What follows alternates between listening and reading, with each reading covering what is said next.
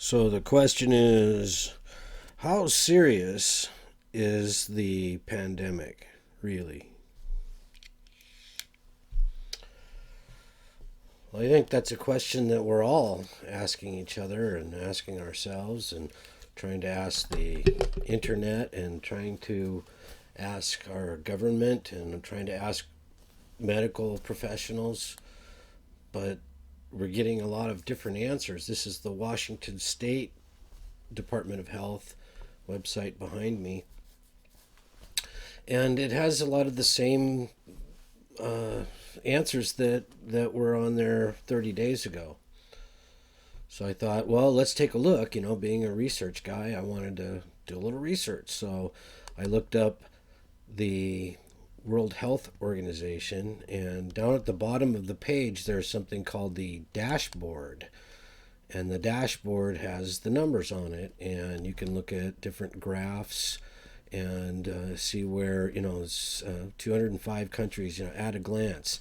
um, 40,000 deaths. That's up from this morning. When I checked, it was 37,200, and still 205 countries.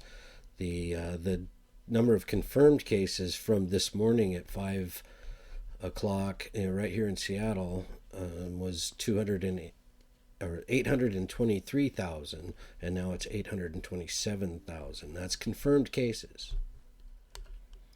So what it really looks like here is that if we follow the graph and we go every 15 days and we count what the increase in the rate is, right about here is where the lockdown was initiated. Since the lockdown, it's gone, sorry, since the lockdown, it's gone this direction. Okay? So, what are the numbers? Well, the numbers say that the increase in cases, and if you look at the numbers, you want to do it as objectively as possible, maybe even get a low number, but we're going to project forward. We have to, first of all, take out the initial data because it's the surge and the ramp up, and use the remaining data with the higher number over the lower number every 15 days.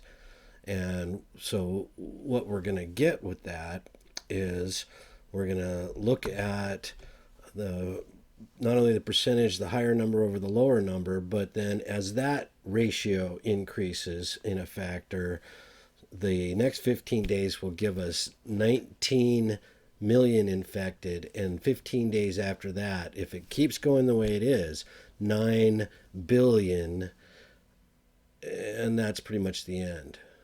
And you know why? Because the current population of the planet is only 7.7 billion people. Don't don't believe me if you don't want to. Go look at the numbers. Go add it up. I mean, it's pretty simple math. You just I did it all on a piece of paper here. If you take the bigger number over the smaller number, and you can't see that, but anyways, yeah, the growth factor, as it changes, the exponents grow just out of control, and it's like a Laplace structure where as soon as you reach momentum, then it runs to infinity and there's no stopping it. What these numbers are telling me, I don't know if they're right or not, but what they're telling me is that within 30 days, the rate of advance of this virus will cover the earth. That's what the numbers say. Add them up yourself.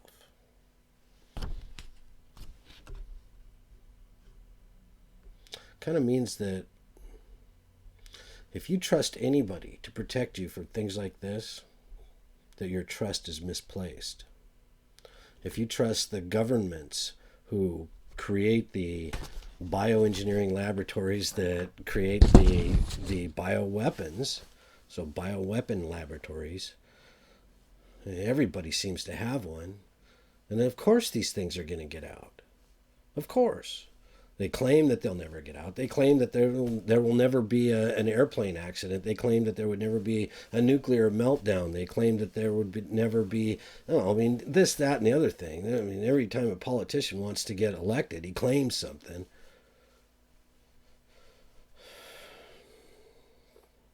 But if these numbers are correct, there is no escape. 30 days is all it's going to take. See you next month.